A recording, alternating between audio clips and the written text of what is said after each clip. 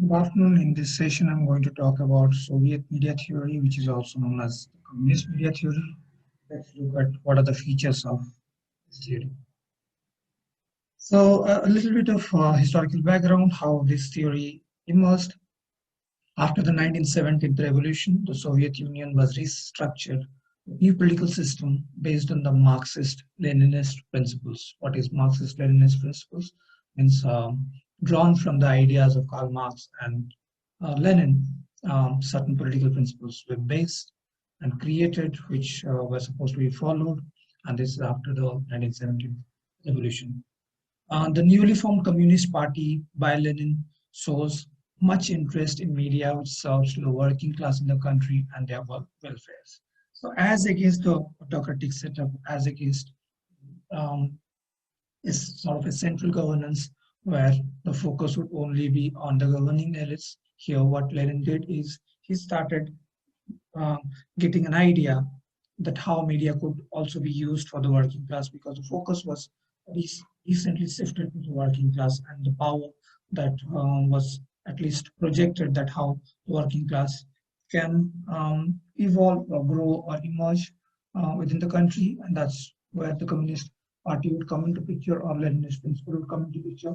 So Lenin's belief um, that media could actually play a very significant role in serving the working class people and um, taking their welfare projects ahead, or making them aware about the welfare projects beneficial. So the Soviet originates a theory from Marxist, Leninist, and Stalinist thoughts with mixtures of George Wilhelm Friedrich Hegel ideology, which is called as the Soviet media theory and is also known as the communist media theory, like I had mentioned earlier. The same theory was developed and followed by Adolf Hitler's Nazi in the Germany and Benito Mussolini in Italy. So all the dictators, so to say, somewhere operated between socialism and autocracy, um, followed more or less the principles or loosely based their political ideologies or operations around the Soviet media theory.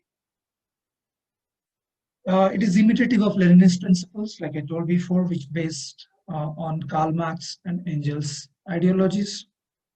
Um, who is Engels and the sociologist whose name was Friedrich Engels, and he also spoke a lot about how communist ideology could help in building a dynamic society. The government undertake or controls the total media and communication to serve working class and their interest. So here, unlike in social responsibility theory, um, the, the media's power lies with the government, but they use the communication channels and the media networks to serve the working class people and their interest.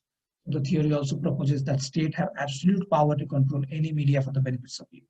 So because the primacy is given to the benefits of people or the welfare of people, um, media works more as a catalyst or as a tool. So the government, which is completely owning the media, can have um, complete control, and they can operate howsoever they want.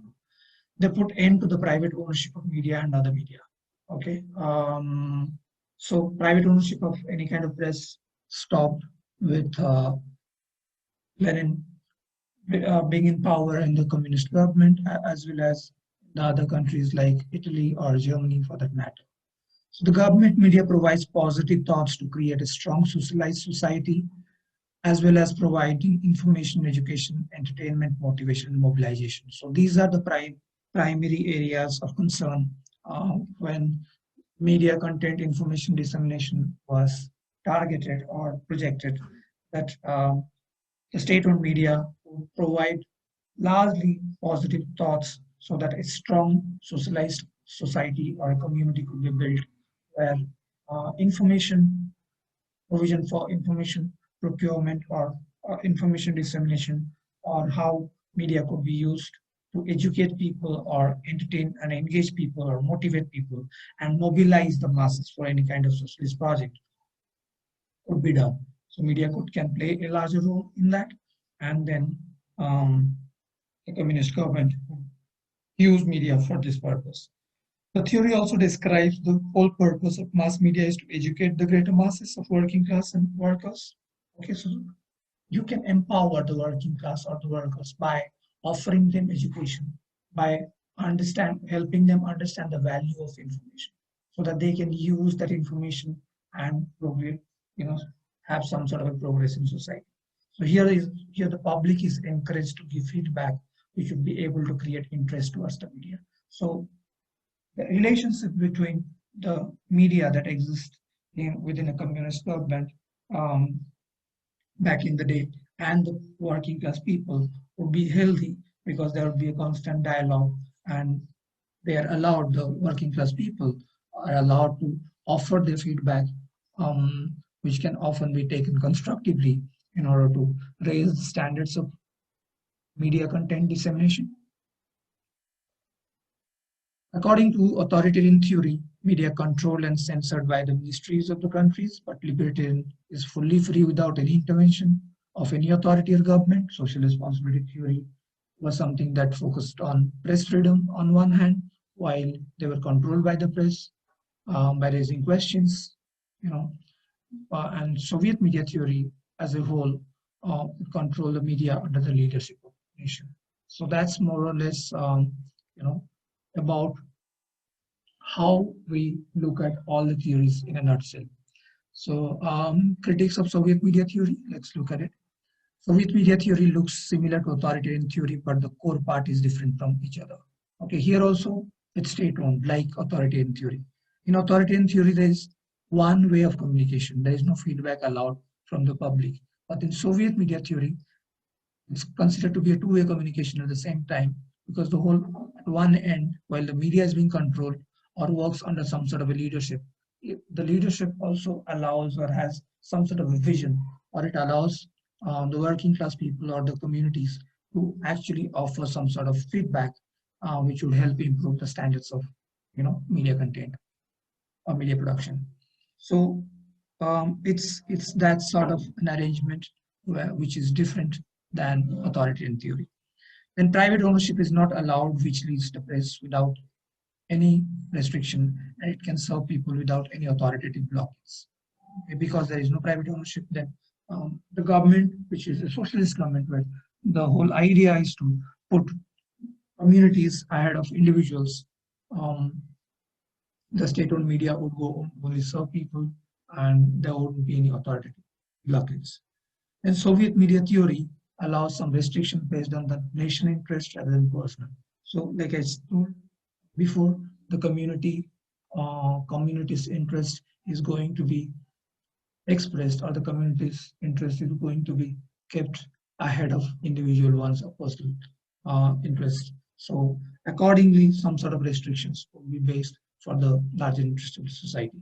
Under communist theories like Soviet media, the journalist or press would support the leadership rather than being a watchdog. There is no scope of media actually playing the watchdog's role like it would be in social responsibility theory. Uh, so here, there is no scope of the media playing the watchdog or media criticizing the policies of the government. Because it is state-owned, they have to live by whatever the leader's vision is, or whatever the leader wants to offer. Otherwise, it would be a disservice to the country as well as to the leaders. So in either case, they have to support the leadership than being a critic. So there is no scope. So journalists are they have to follow leadership has to offer. If the leadership is wrong, then the whole nation will suffer a lot. It's something that we experience most of the times, and many times it also leads to very problematic, dangerous sort of propaganda that is manifested by the state-owned media or the government, because those people who are at the helm of the affairs or the leaders could be problematic in nature, or they could have their own vested interest. Um, it could be any kind of, let's for example, Hitler was so much prejudiced against the Jews, and he used the propagandist media at that point in time to create a belief system where a majority of people in the country would believe that Jews are actually um, communities which are going to pollute the world, and they need to stay away from them, or they need to be eliminated from the society. So this is a sort of leadership which is divisive in nature, or whose vision is to create bigotry or racism for that matter. And that's problematic. So the leadership, there is issue is the leadership, then media is going to only follow the same. So the country or the people who are part of that country are probably going to suffer. So that's more or less about Soviet media theory. And then that brings us to an end to multimedia theories. And we'll proceed with the other theories further in the next coming sessions. I'll stop here. Thank you.